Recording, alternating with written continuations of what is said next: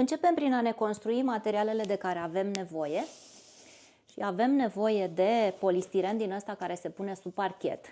Eu am ales varianta mai subțire, că este mai ușor de modelat. Și tăiem din ea o fășie cam cât e de lungă palma noastră, cam 15-17 cm.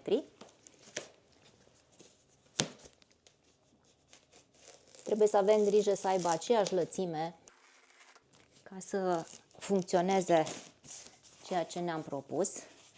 Da, a ieșit bine. Deci putem folosi această fâșie sau putem folosi, de exemplu, folia asta cu bule pe care o găsim prin coletele pe care le primim. Eu chiar o să o pun în două și o să vă explic și de ce. Și ce mai putem folosi, o să vă arăt acum, este mușamaua.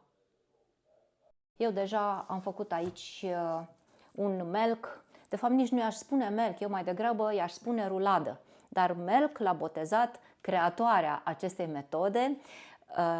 Are un nume foarte interesant, Farida Sober. Este o englezoaică. Ea nu prea avea loc în casă pentru a face foarte multe răsaduri și atunci a găsit această metodă care economisește spațiul și reușește să ofere plantelor condiții suficiente, dar nu pe lățime, ci pe înălțime. E foarte interesant. Grădina BioLegumix. Inspirație pentru grădinarii amatori.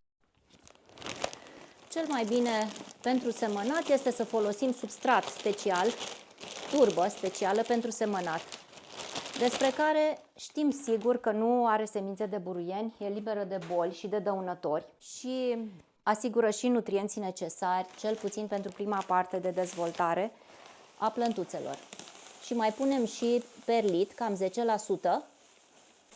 Acesta este o rocă vulcanică expandată, care are calitatea de a menține umiditatea solului și îl menține afânat. Turba de obicei se cam compactează. Dacă adăugăm perlitul, pământul va fi mult mai bun și mai potrivit pentru plante și nu se va compacta atât de tare, va menține umiditatea mult mai bine, care este absolut necesară semințelor să germineze și plântuțelor să crească. E gata. Și ce trebuie să facem acum este să-l umezim foarte bine. Pentru metoda asta, substratul trebuie să fie bine umezit. Și la fel amestecăm foarte, foarte bine ca să se uniformizeze. Și ce facem acum? Așezăm banda aici. Eu mă folosesc de tava asta și ca să nu fac mizerie, dar am nevoie și de marginea asta pentru că, o să vedeți, luăm pământ și îl așezăm aici pe bandă și formăm așa o bandă compactă de substrat. Nu trebuie să fie foarte, foarte gros. Lăsăm așa cam 1 centimetru liber în partea de sus. Și acum tot ce trebuie să facem este să-l rulăm.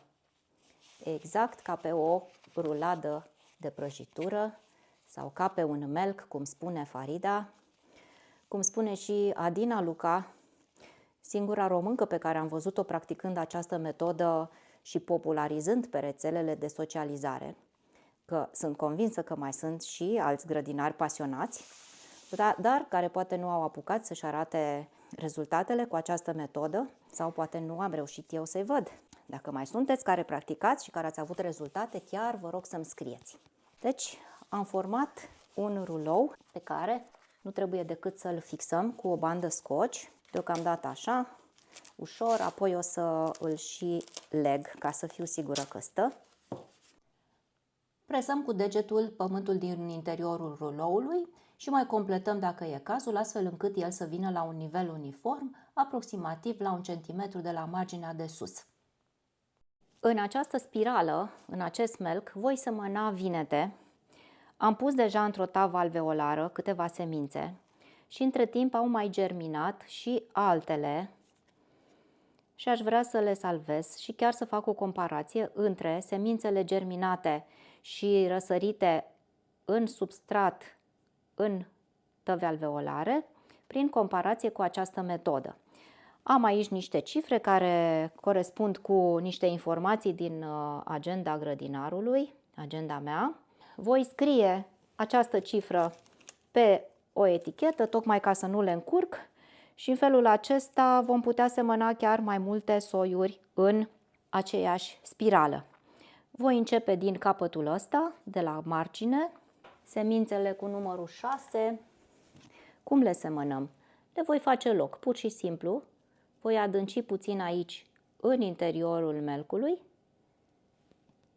Am 4 semințe germinate, voi face 4 locuri, așa la 2 cm distanță, pentru că vreau să le las loc suficient. Dacă semințele nu sunt germinate, putem să le semănăm pur și simplu mai des și să le lăsăm să germineze pe toate. Dacă vor răsări prea dese, le putem rări, nu e nicio problemă, și să lăsăm doar câte avem nevoie, ca totuși să nu fie prea înghesuite. Și putem semăna orice semințe vrem, orice semințe pentru care putem face răsaduri. Pun și eticheta. Practic, semințele trebuie adâncite exact corespunzător soiului pe care îl reprezintă. La fel procedez și cu celelalte soiuri. La final putem să mai presărăm puțin substrat dacă e nevoie și apoi udăm pe sus. Până apar plântuțele și cresc, udăm pe deasupra. Este foarte interesant cum se dezvoltă rădăcinile în acești melci, în aceste rulade. O să vă arăt acum câteva imagini de pe pagina de Instagram a creatoarei acestei metode, așa cum vă spuneam, Farida Sober. Rădăcinile se dezvoltă foarte frumos și practic au foarte mult spațiu comparativ cu cele din celulele alveolare, care sunt destul de limitate. Aici rădăcinile pot crește foarte mult pe înălțime. Pe măsură ce se dezvoltă, noi putem să desfacem melcul și să completăm cu substrat. Melcul va crește puțin, de asta am și lăsat un pic de rezervă aici pe margine, să vedem cum putem gestiona, poate mai mutăm plăduțele stânga-dreapta, o să vedem pe parcursul experimentului. Ca să nu curgă pământul din rulou, eu o să-l pun pur și simplu într-o punguliță care va sta fix aici, fixată pe fundul ruloului. Dacă este apă în surplus, o să o elimin, dar nu cred că e cazul. Poate să stea foarte bine și într-un pet tăiat ca să susțină și să nu se răstoarne melcul. Dar dacă îl facem din acest material, vom avea asigurați și pereții grosuți care să țină distanța între rândurile acestea de pământ și va avea și stabilitate. Tot pentru grosimea peretelui m-am gândit să folosesc și această folie cu bule, dar dublă. Mi s-a părut mai interesant să o folosesc așa, ca să avem un volum mai mare al foliei.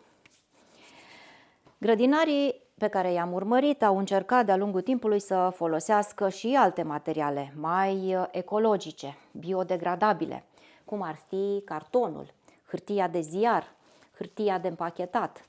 Dar vă spun din ce am văzut, rădăcinile intră prin carton și se deteriorează destul de mult în momentul în care vrem să luăm plântuțele să le punem în vase mai mari, că s-ar putea la un moment dat să fie nevoie să le punem în vase mai mari dacă vremea nu este favorabilă să le plantăm afară. Și ziarul sau hârtia mai subțire deja aproape că nu se mai pot despacheta. Ele se descompun destul de mult stând în mediul umed, da? În contact permanent cu pământul umed.